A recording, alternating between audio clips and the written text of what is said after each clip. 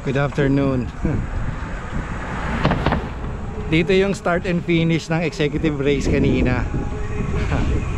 Dito rin yung finish line nung stage 4, kung di ako nagkakamali, ng Tour of Luzon. So, andito tayo ngayon sa Clark Mimosa. And we're going to ride our bike. Di ako nakapag-ride kaninang umaga, sobrang puyat ko eh. So, hapon na lang ako nag-ride.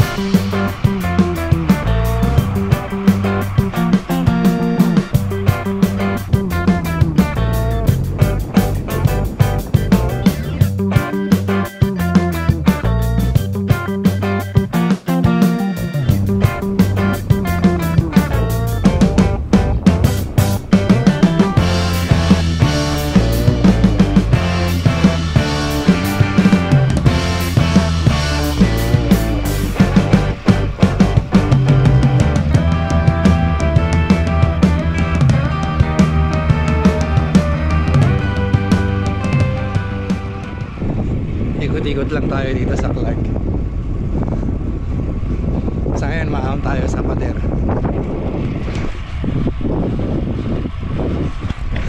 O nga pala guys, medyo matagal na sa atin tong road bike na to eh.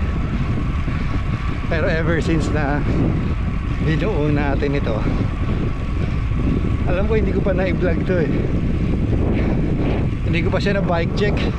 Share ko sa inyo, bike check natin mamaya.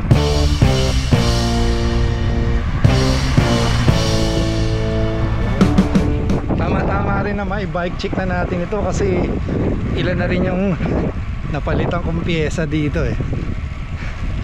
Tsaka ano, hindi ko pa talaga ito na-bike check sa aking channel, pero sa channel ni Geno, alam ko may short bike check video ako nung bike na to.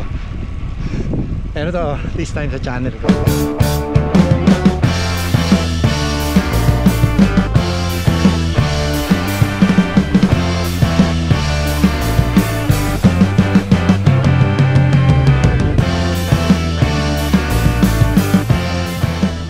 Okay guys, nandito tayo sa may papasok ng Clark Safari.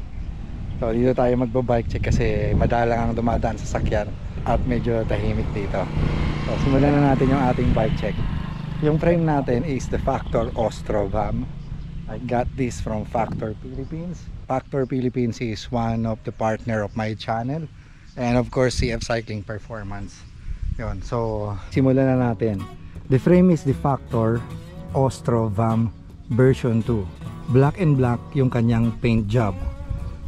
It's a clear and kitang kita yung carbon layouts dun sa bike. At depende sa tama ng ilaw, makikita nyo yung decals nya na Factor. Yun. Nung binuo ko tong bike na to, ang group set nya is full Ultegra. Pero since meron na tayong mga na-upgrade gaya nito, yung cassette nya is the CTTO. Pero meron din akong Dura-Ace cassette nito. Tapos yung ating crankset ngayon is the Cybree full carbon, galing din kay CF Cycling Performance. It's a Chinese carbon crankset at very well made. Gagawin ko na lang ng separate video yan once na nagamit na nating matagal para mabigyan ko kayo ng idea about this Cybree carbon crankset. Pero bago tayo nagpalit ng Cybree, dati Ultegra ito eh, 170 crank arm. Tapos nung nag 165 ako na crank arm, pinalitan ko siya ng Dura-Ace. So from Dura-Ace na 165 na yung crank arm, kumuha tayo ng Cybree na 165 crank arm. meron din akong video about the 165 crank arm, comparing it to the 170 crank arm. Panoorin nyo na lang, baka sakali makatulong din sa inyo yung video yon. So continue tayo sa ating bike check. Yung aking cockpit 110mm, tapos 40 yung kanyang width, pero nakapasok ng kaunti yung ating STI. Yung STI nya is Ultegra. Then yung ating saddle is Cell Italia carbon saddle, boost, flow. Tapos ang size ng aking frame is 54. Bali 52 ako dati, yung aking version 1 is size 52 with 120mm yung stem. Pero since naglaki ako ng size ng frame, ang ginawa ko 54 yung frame, tapos nag 110 na lang ako ng stem. Very comfortable sa akin yung size 54 kasi I am 5'9 and a half. Yung dati rin kasi naka 52 ako pero 120 yung stem, tapos naka setback yung aking seat post. Pero ito zero setback, 110 at size 54. Yung aking front and rear derailleur is Ultegra. Yung chain ko nga pala na nakakabit dito ngayon is Ultegra yan.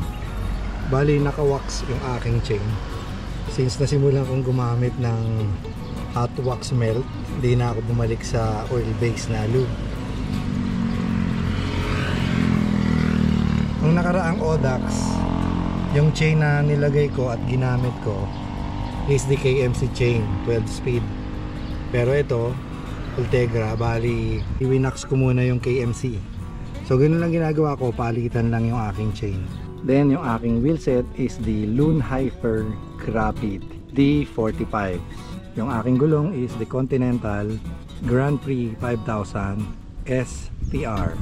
Naka-tubeless setup ako dyan. The size of the tire is 700 by 30C. The head unit is Garmin 1050. Inibenta ko nga pala yan, baka interesado kayo. Yung caliper natin, syempre Ultegra din yan.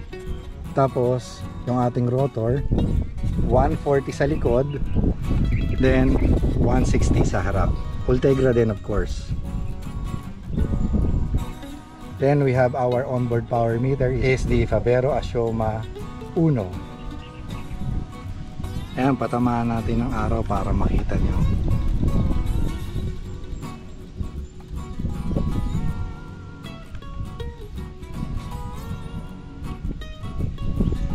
Sana nakikita nyo na nagbabago-bago yung color nung kanyang decals.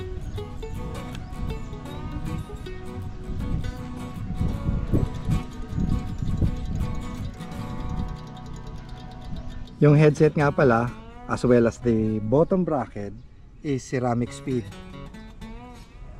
So ceramic bearings yan.